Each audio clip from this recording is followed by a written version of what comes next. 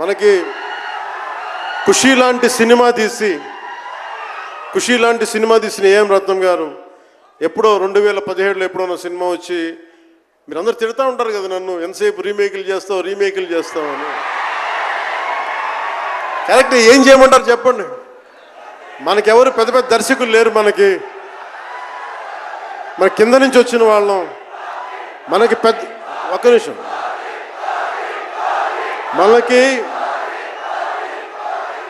మన సినిమాలని చెప్తున్నా, ఓజీ సంతోషం, ఇది వీరా, మీకు ఈ సినిమా గురించి చెప్తాను మీకు. అంటే మనకి దర్శకులు ఎవరు లేరు.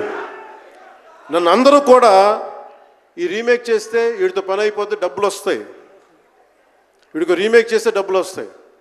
మధ్యలో నేను చేసిన పాపం వల్ల ఒక ఫ్లాప్ తీసాను అంతే. ఆ ఫ్లాప్ తర్వాత నా గ్రిప్ రాలే మళ్ళీ ఫిల్మ్ ఇండస్ట్రీలో.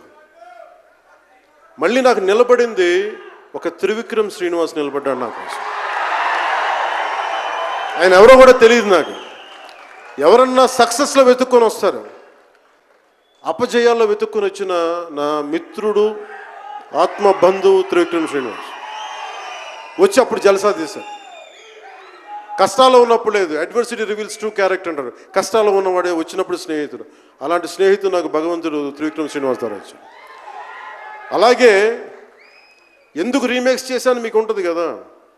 నా పార్టీని ఎవడు నడుపుతాడు?